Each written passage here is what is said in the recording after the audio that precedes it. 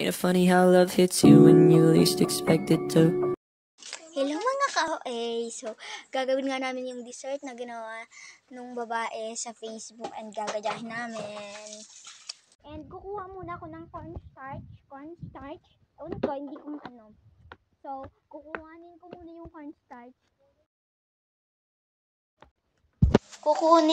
yung cornstarch. Cornstarch. And madumi nga yung kamay ko kasi ano ako sa uling. Yan po. Guys, sinanap ko na nga yung cornstarch. Ayan.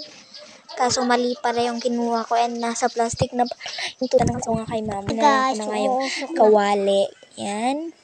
Sinalang ko na nga muna and lumagay na ako ng cornstarch kasi gagawa ko ng dessert. Masarap na dessert. Ihinahanda ko lang yung guys, yung asukal kasi hindi pa masyado maamoy yung parang harina gano'n. Dapat daw bubuksan ko na nga yung tang eh. Ayan na po, bubuksan ko lang po. Ayan po, and pinahugasan ko nga ulit yung kawali and nilagyan ko ng guys, ayan po. And hinahalo-halo ko na nga lang and lalagyan ko yan ng cornstarch para parang magmukha siyang jelly yan. And dapat dapat guys dilaw na dilaw siya and malapot guys.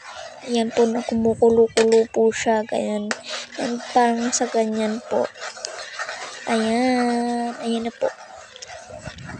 Yan yung gawin nyo guys kung gusto nyo masarap na dessert. Makakapagtipid pa kayo guys. Kaya gayahin nyo na lang yung sa akin guys. Ayan po. Ayan na guys. So, napakasarap niyan. Okay nyo lang guys kasi bawal yan ipano. And iano ko na nga siya sa and nilagay ko nga siya sa nilagay ko siya sa bowl and pwede naman sa Tupperware. Thank you for